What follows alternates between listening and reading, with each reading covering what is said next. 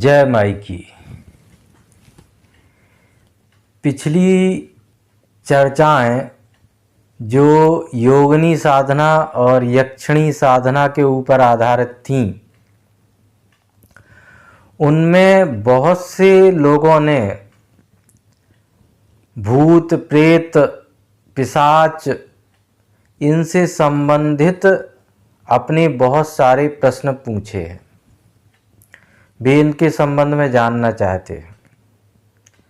तो पहले तो यह है कि जिन्होंने भी योगिनी और यक्षिणी साधना से संबंधित पुरानी चर्चाएं नहीं सुनी हैं, उन्हें इनका लिंक डिस्क्रिप्शन में प्राप्त हो जाएगा। और आज की चर्चा निर्धारित रहेगी भूत प्रेत पिशाचों के ऊपर। तो इस पूरी चर्चा में हम जिन प्रश्नों के उत्तर खोजेंगे, जानेंगे, चर्चा करेंगे, उन्हें पहले सुन लेते हैं। भूत प्रेत पिशाच क्या है, कैसे बनते हैं, मानव जीवन से इनका कैसा संबंध है, कितना संबंध है, क्या ये किसी का भी अच्छा या बुरा कर सकते हैं, किसी के ऊपर अच्छे या बुरे प्रभाव डाल सकते हैं, इनकी साधना कैसे की जाती है, इनको सिद्ध कैसे किया जाता है, और इनका स्वरूप क्या है, कैसे ये दिखाई देते हैं, स्वभाव क्या है, कार्यशैली क्या है, कार्य करने का तरीका क्या है, कितनी ताकत होती है इनके पास, और इनकी योग्यताएं क्या क्या होती हैं। मरने के बाद कोई भी व्यक्ति भूत प्रेत कैसे बन जाता है, उसका ये रूपांतरण कैसे होता है, ये महत्वपूर्ण प्रश्न है। इसके बाद तंत्र का जो मार्ग है, जो तंत्र शास्त्र है, उसमें तंत्र की अवधारणा में भूतों और प्रेतों को लेकर क्या कहा गया है, तंत्र की मूल अवधारणा भूतों प्रेतों को लेकर के क्या है, इस विषय में भी चर्चा करेंगे। भूत प्रेतों को लेकर के साइंटिफिक रिसर्च क्या हुई है, क्या सामने आई है, इस पर भी थोड़ी सी चर्चा करना जरूरी होगा। और जो महाविद्याओं के साधक हैं, 10 महाविद्याओं के साधक हैं या ब्रह्म विद्या के साधक हैं, उन साधकों को क्या इन भूतों प्रेतों पिशाचों की साधना करना चाहिए या नहीं करना चाहिए, उससे क्या हानि या लाभ हो सकते हैं, या पहले भी अगर किसी ने की है तो उससे क्या हानि या लाभ प्राप्त हुए हैं, इस पर भी एक चर्चा रखी जाएगी। और अगर समय रहता है तो हम प्रयास करेंगे कि प्रेतों से भूतों से संबंधित जो हमारा व्यक्तिगत अनुभव है वह भी आपसे साझा किया जाए, उस पर भी चर्चा हो। तो इस सभी पर चर्चा प्रारंभ करते हैं। सबसे पहले भूत प्रेत पिशाच क्या है, यह समझ लेना जरूरी है। तो यह जो भूत प्रेत हैं, ये कैसे मनुष्य ही भूत प्रेतों में रूपांतरित हो जाता है, इसको हमारे धर्म ग्रंथों में, हमारे दर्शन में जिस तरह से समझाया गया है, जो व्याख्या रखी गई है, वो इस प्रकार है। हमारा 3 तरह का शरीर बताया गया है, स्थूल शरीर, सूक्ष्म शरीर और वासनामय शरीर। स्थूल शरीर वह है जो हम स्थूल शरीर लेकर के पैदा होते हैं, जिसे लेकर के हम जीवन जीते हैं, वही हमारा स्थूल शरीर है।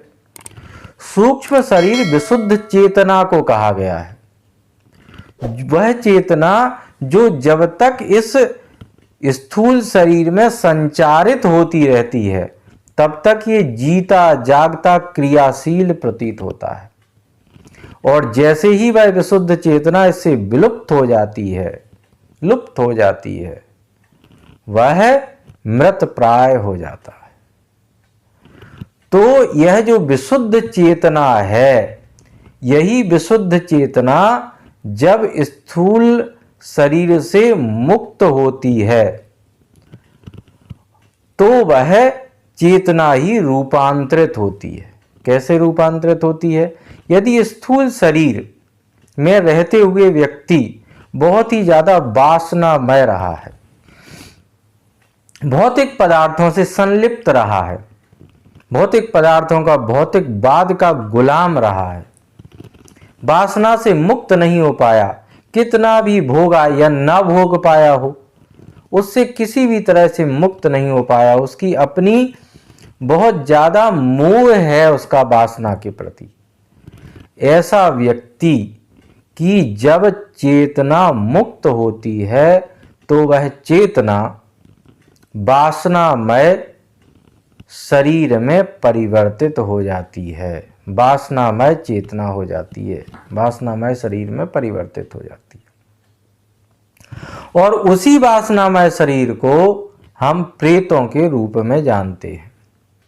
इससे संबंधित एक बात और भी है कि जब भी कोई व्यक्ति अपना शरीर छोड़ता है, तब जैसे ही उसकी जो चेतना उससे मुक्त होती है, उस चेतना को धर्म ग्रंथों में कर्मकांड की भाषा में प्रेत कहा जाता है। और जब कर्मकांड करवाया जाता है, जब शरीर के छूटने के बाद अंतिम क्रियाएं होती हैं, पहले तो दाह संस्कार होता है, तो दाह संस्कार के बाद जो पिंडदान होते हैं, उन पिंडदानों के माध्यम से उस प्रेत को एक नया शरीर दिया जाता है, नए संकेत दिए जाते हैं कि उसको आगे किस तरह से अपना मार्ग तय करना है और कहां जाना है। यह एक पूरा विज्ञान है। दुर्भाग्य यह है कि आज के वर्तमान समय में इस विज्ञान को केवल कर्मकांड के माध्यम से ही पूरा किया जाता है। तो क्रियाएं हैं, करने वाले को भी पता नहीं है, कराने वाले को भी पता नहीं है, करने वाले की भी कोई जिज्ञासा नहीं है उससे संबंध में जानने की, पूछने की, समझने की। और कराने वाले तो अधिकांश अपने जीविकोपार्जन के लिए ही करा रहे हैं, इसलिए वो केवल रट लेते हैं, रट्टू तोते हो जाते हैं और उसी तरह से उसको करवा देते हैं। इसलिए चीज़ों का जो यथार्थ सत्य है, यथार्थ विज्ञान है, वह सामने नहीं आ पाता। तो जो पिंडदान की जो परंपरा है वो पूरा एक विज्ञान है। उसमें जो चेतना मुक्त हुई है उसको एक नई दिशा, नया शरीर देने का प्रयास किया जाता है, जिस पर कभी भविष्य में चर्चा करेंगे यदि आप चाहेंगे तो। अब इस तरह से ये भूत प्रेतों का अध्याय यहाँ पूरा हो जाता है। अब आगे आ जाती हैं पिशाच। अब ये पिशाच क्या है, इसको समझ लेना चाहिए। पिशाच एक बहुत ही बीभत्स प्रजाति है और इस प्रजाति के संबंध में कहा गया है कि कपिशा और कूष्मांडी का कूष्मांड से संयोग होने से पिशाचों की उत्पत्ति हुई है। इसका एक कथानक भी है। तो इस तरह से इन पिशाचों की उत्पत्ति होती है और इन पिशाचों के जो मुखिया हैं, जो इनके स्वामी हैं, जो अधीश्वर हैं इनके, वे हैं शूलपाणी महेश्वर।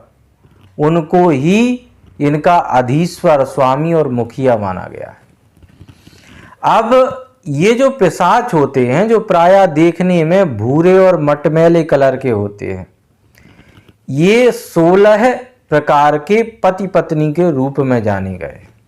इनके अलग अलग 16 तरह के नाम हैं जो आपको पढ़ने में दिखाई दे रहे होंगे।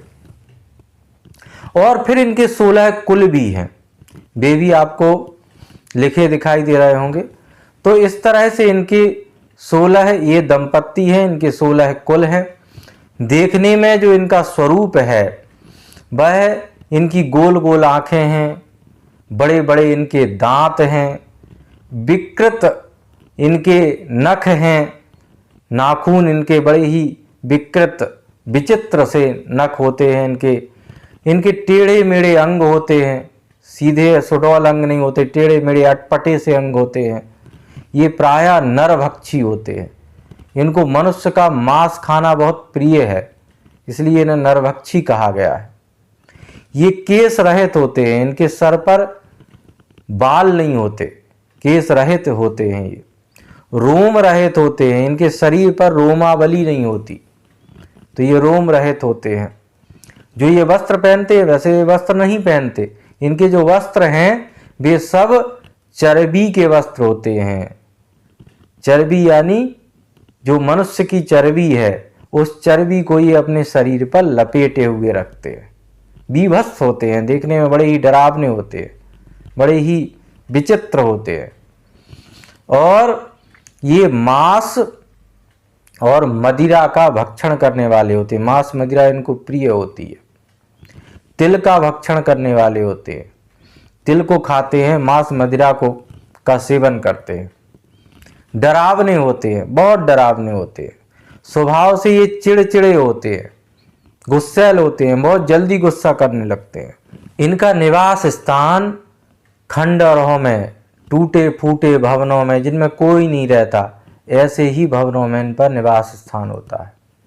सुनसान सड़कें हैं, सुनसान गलियां हैं, अंधेरे वाली जगह हैं और अंधेरे उजड़े हुए उपवन हैं।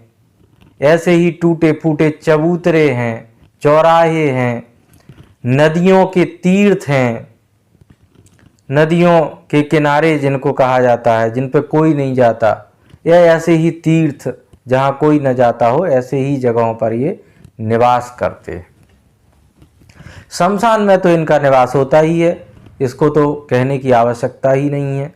इनका जो प्रिय व्यक्तित्व होता है, कैसे व्यक्तियों को ये पसंद करते हैं, ये भी समझना चाहिए। इनको जो प्रिय व्यक्ति हैं वे होते हैं अधार्मिक, जो किसी धर्म कर्म में रुचि नहीं रखते, किसी भी तरह के धर्म कर्म को नहीं मानते, जो अमर्यादित हैं, किसी भी मर्यादा का पालन नहीं करते, हमेशा अमर्यादित रहते हैं, किसी भी मर्यादा को नहीं मानते। ऐसे व्यक्तियों को ये पसंद करते हैं। और जो वर्ण संकर हैं, जो अमर्यादित होंगे वो तो वर्ण संकर हो ही जाते हैं, तो जो वर्ण संकर हैं ऐसे व्यक्ति इन्हें प्रिय होते हैं। तो ये तो हुई इनकी स्वभाव और कार्यशैली, इस तरह से ही ये काम भी करते हैं।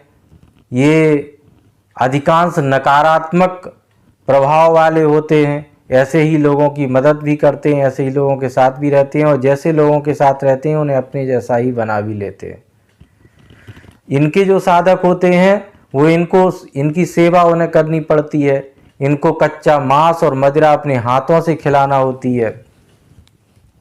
और फिर जब जैसे ही वो असक्त हो जाते हैं साधक, तो फिर ये पिशाच उन्हें अपने आप में मिला लेते हैं। पहले ये उनकी सेवा करते हैं, गुलामी करते हैं, और फिर ये उनसे अपनी गुलामी करवाते हैं। ये बड़े बीभत्स होते हैं, बड़े डरावने होते हैं। इनकी साधना बड़ी विचित्र होती है, बड़ी दुखदाई होती है। फिर भी कुछ व्यक्ति इनकी साधना तो करते ही हैं। इनकी ताकत भी असीमित होती है, ये कुछ भी ला कर के दे सकते हैं। इनके अंदर बहुत सारी नकारात्मक चीजें हैं, सकारात्मक बस केवल इतना ही होता है कि इनके पास जो दृष्टि होती है, इनकी जो सोच होती है, इनकी जो समझ होती है, वह विलक्षण होती है। और इसीलिए कुछ साधक इनको सिद्ध करके इनकी वो सोच, समझ और दृष्टि का उपयोग करते हुए अपनी तंत्र साधना में आगे जाने का प्रयास करते हैं। लेकिन यह बहुत ही कठिन कार्य है, ये बहुत ही रिस्क वाला काम है, इसमें बड़ा रिस्क रहता है, खतरा बहुत होता है। तो इसलिए योग्य साधक ही ऐसा कर सकते हैं। तो यह तो हुई इनकी योग्यता, इनका स्वभाव। अब मानव जीवन से इनका क्या संबंध है, यह तो स्पष्ट ही हो गया है कि मानव जीवन में वैसे ही व्यक्तियों से इनका संबंध भी रहता है जिस तरह की इनकी प्रवृत्ति होती है, और ऐसे ही व्यक्ति इनके साथ में कार्य भी करते हैं, इनसे अपने कार्य भी करवाते रहते हैं। अब क्या ये किसी का अच्छा या बुरा कर सकते हैं? अच्छा तो क्या करेंगे, बुरा करने के लिए ही होते हैं, तो बुरा ही करते हैं। ये तो जिसके वशीभूत हो जाते हैं अंततोगत्वा उसका भी बुरा ही करते हैं। इनके स्वभाव में ही बुराई है, तो इसलिए ये बुरा ही करते हैं। और बुरा किस स्तर तक कर सकते हैं ये कहने की आवश्यकता नहीं है। अकल्पनीय बुरा कर सकते हैं, जिसकी आप कल्पना नहीं कर सकते, ये इतना बुरा कर सकते हैं। तो इस तरह से ये किसी का भी अच्छा बुरा कर सकते हैं। अब इनकी साधना या सिद्धि कैसे की जाती है, यह भी समझना बहुत जरूरी है। तो इनकी साधना और सिद्धि के दो प्रयोगों के संदर्भ में यहाँ हम चर्चा रखेंगे। एक तो पिशाच और पिशाची सिद्धि होती है। इनके दो मंत्र हैं, पिशाच के और पिशाची के। ये सिद्धि और साधना थोड़ी सी सरल है और इसमें कम खतरा है, इसलिए हम इसकी चर्चा आपके सामने रखना चाहेंगे। तो इस सिद्धि को करने के लिए साधक को शमशान में जाना होता है। रात्रि में बैठ करके 10 लाख इन दोनों मंत्रों के निरंतर क्रमशः जप करने होते हैं। ध्यान ये रखना होता है कि इस पूरी साधना को करते हुए कोई व्यक्ति साधक को न देख पाए, इसलिए ऐसे शमशान को प्रयोग में लाना होता है जहां कोई भी व्यक्ति आता जाता ना हो या दूर दूर तक कोई नगर या गांव न बसता हो। तो इस जगह पर जाकर के जप करना होता है। जप संख्या पूरी कितने भी दिनों में की जा सकती है, और जप करते समय जूठे मुंह जप करना होता है, यानी कुछ खाते रहना होता है। अगर आप तामसिक पदार्थों का सेवन करते हैं, जैसा कि करना ही होता है, तो वो फिर होता ही है। अगर इस तरह से करते हैं तो पिशाचों का साक्षात्कार होता है और उनसे फिर वर भी मांगा जा सकता है, वरदान स्वरूप या वचन भी लिया जा सकता है। एक दूसरी तरह की जो सिद्धि है, वह सिद्धि करने के लिए साधक को शमशान में जाकर के किसी ऐसे मृत व्यक्ति की हड्डी लाना होती है जो किसी दुर्घटना में मरा हो। ऐसे व्यक्ति की हड्डी उसे शमशान से लाना होती है। फिर किसी शिवालय में जाना होता है, और अपनी शिवालय भी इस तरह का होना चाहिए जो निर्जन हो, जहाँ कोई न जाता, उजाड़ हो, निर्जन हो, बहुत कम लोग जाते हो। रात्रि में तो कोई भी न जाता हो। तो रात्रि में बैठ करके फिर अपनी आसन के नीचे उस हड्डी को रख करके प्रतिदिन उसको 5000 पिशाच मंत्र का जप करना होता है, और ये उसको 40 दिन तक निरंतर करना होता है। 40-41 दिन की ये पूरी साधना होती है। अंत का जो दिन होता है, उस दिन पिशाच भयानक स्वरूप में उसके सामने प्रकट होता है। जब वह प्रकट होता है तो वह उससे अपना आहार मांगता है। उसका आहार होता है कच्चा मांस और मदिरा, जिसकी पहले से ही साधक को व्यवस्था करके रखना होती है। तो वह उससे अपना आहार मांगता है। ये आहार देने से पहले जो साधक है उसको उससे 3 वचन लेने होते हैं। जब वह 3 वचन देने पर राजी हो जाता है तो साधक को उससे 2 वचन जो वो चाहता है वो मांगने होते हैं, और तीसरे वचन में वह साधक उस पिशाच से उसकी चोटी को मांगता है। ये बहुत ही जरूरी कार्य होता है। तो चोटी को जब वो मांगता है और वो अपनी चोटी उसे दे देता है तो वह पिशाच उसका गुलाम हो जाता है, फिर वो उसे नुकसान नहीं पहुंचा पाता। अन्यथा वो वचन देने के बाद उसको मार डालेगा, ये तय ही है। ऐसा पिशाचों की साधना में बताया गया है, लिखा गया है। तो वो चोटी साधक अपने पास रखता है और उस चोटी के माध्यम से ही वो उसे अपने वशीभूत करके रखता है और अपने कार्य कराता है। लेकिन जैसे ही वह चोटी उससे दूर होती है, साधक से अलग हो जाती है, वह उसे खो देता है, तो पिशाच उसे नुकसान भी पहुंचा सकता है अथवा आज़ाद भी हो सकता है। अगर पिशाच बहुत ही गुस्सैल और ज़्यादा चिड़चिड़ा है तो वह उसे मार भी डालता है।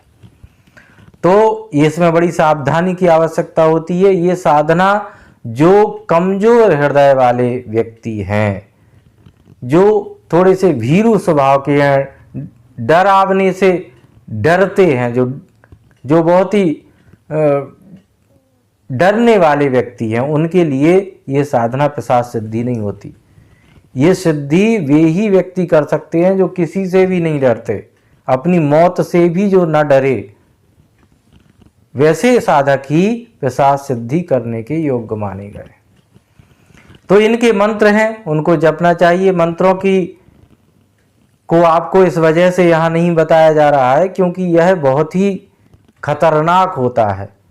इसे ऐसे ही आकर्षण के वशीभूत होकर के नहीं करना चाहिए। और वैसे भी मंत्रों के विषय में हमारा स्पष्ट मानना प्रारंभ से ही रहा है कि मंत्र एक ऊर्जा है जो किसी सुयोग्य शिष्य को योग्य गुरु के द्वारा ही दी जाती है।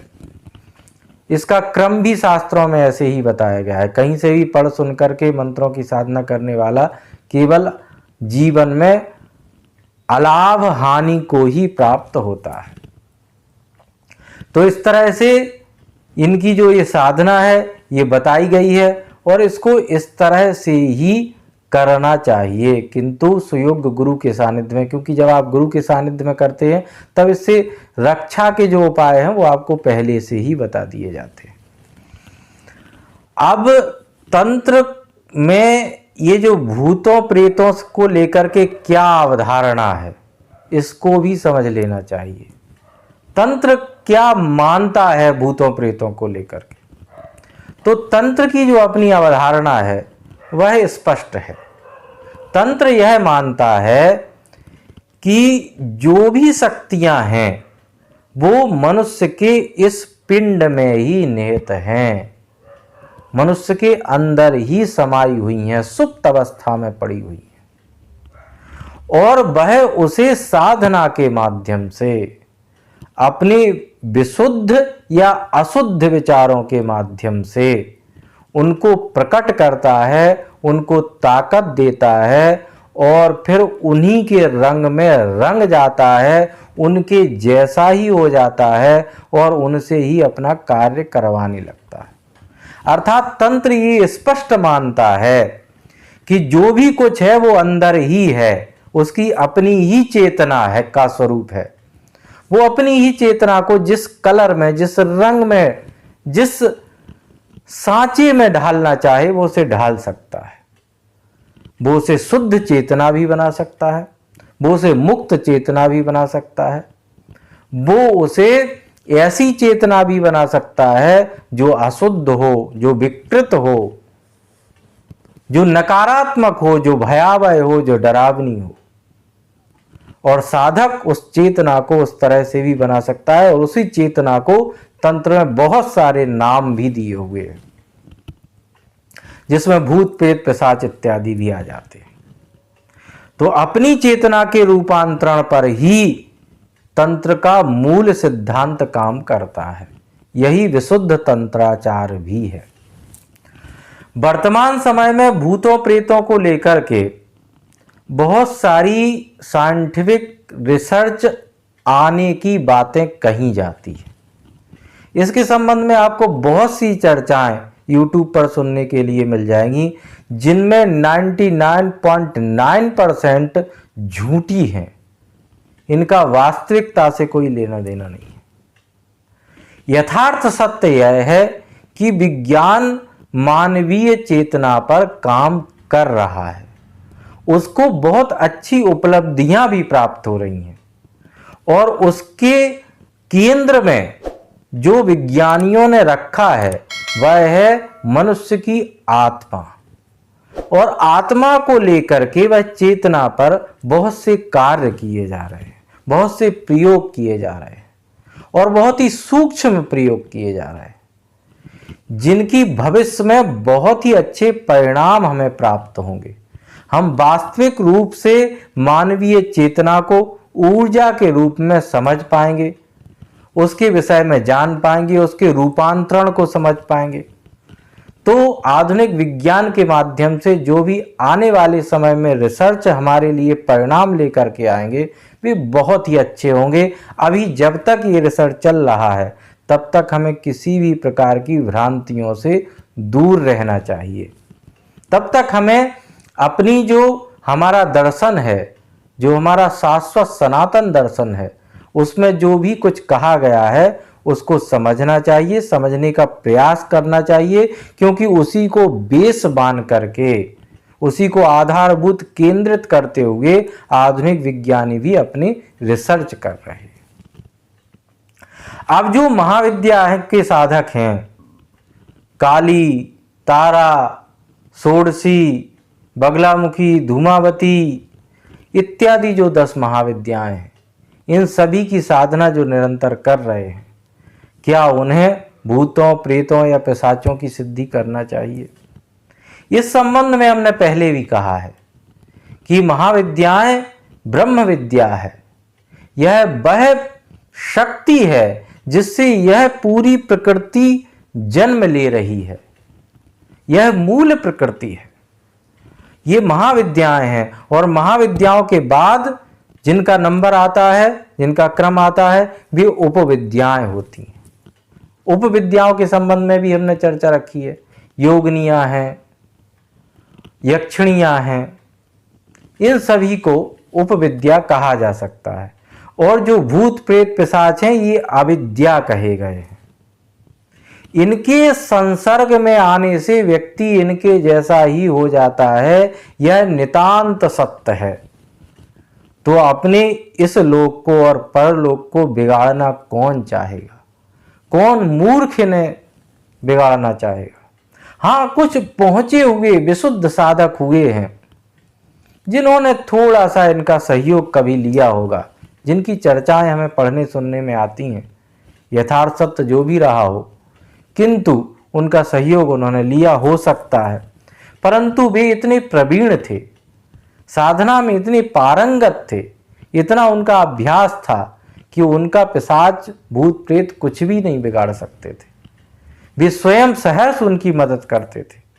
और फिर भूत प्रेत पिशाच भी अनेकों प्रजाति के होते हैं। आप किसके संसर्ग में आ जाएंगे ये आपको पता नहीं होता। आपके साथ कितनी भयावह घटना घट जाएगी इसका कोई भान आप नहीं कर सकते। तो इसलिए जो महाविद्याओं के साधक हैं उनको तो इस विषय में सोचना ही नहीं चाहिए। केवल इतना संज्ञान होना ही उनके लिए पर्याप्त होता है। तो जो महाविद्या के साधक हैं उन्हें केवल अपने इस लोक को और परलोक को सुधारने का ही ध्यान करना चाहिए।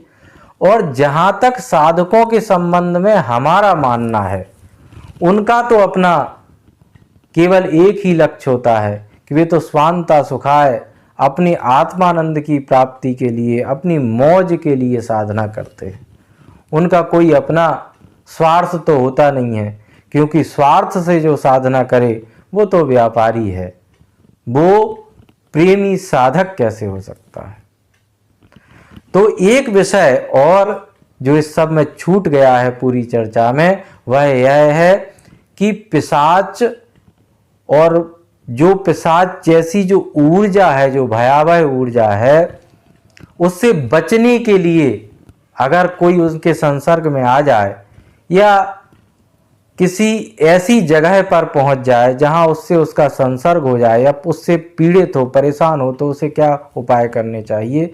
तो इसके लिए शास्त्रों में बताया गया है कि शतावर मणि यदि साधक के पास है तो उसको पिशाच परेशान नहीं कर सकते, वे उससे दूर ही रहते हैं। तो यह तो बड़ी विलक्षण चीज हो गई। एक सरल उपाय भी है कि लोहे के दीपक में तिल का तेल डाल करके उस दीपक को रुई की बाती डाल करके प्रज्वलित कर दिया जाए।